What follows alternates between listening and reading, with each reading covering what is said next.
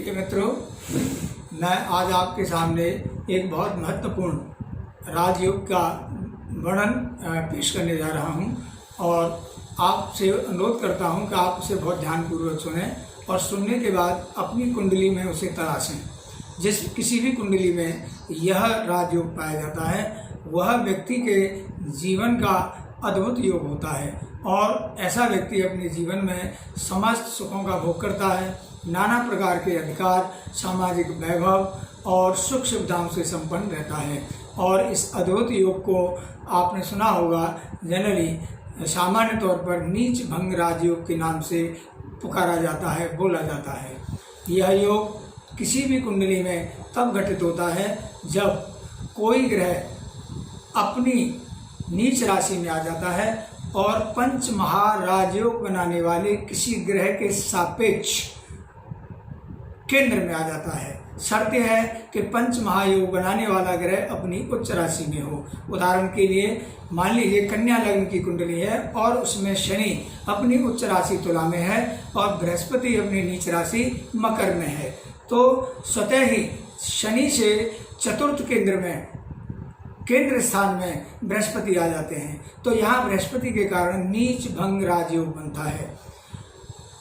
दूसरे रूप में यदि मान लीजिए बृहस्पति अपनी मकर राशि नीच में है और शनि भी वहीं पर है, तो शनि स्वराशि में आ गया, तो यहाँ भी नीच भंग राजयोग हो गया। लेकिन इसमें अंतर है, जो दूसरे तरीके का नीच भंग राजयोग है जिसमें शनि बृहस्पति के साथ हैं, तो यह राजयोग घटित जरूर होता है, लेकिन यह आधे अधूरे तौर पर ही फलित हो पाता है।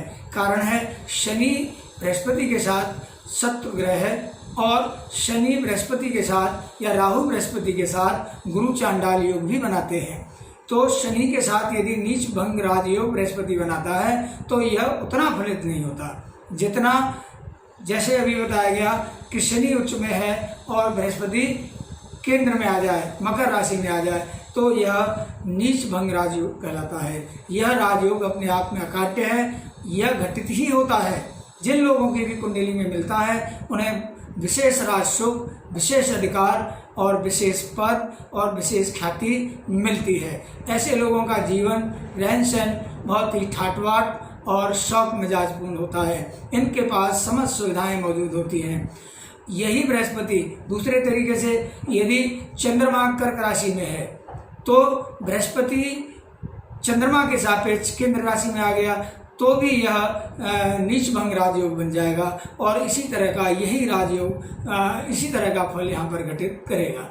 राजयोग नीच भंग राजयोग के नाम से बहुत से श्रोतागण या हमारे जो ज्योतिष प्रेमी हैं वो डर जाते हैं कि ये नीच भंग राजयोग क्या है, इसमें तो नीच भंग शब्द आ रहा है।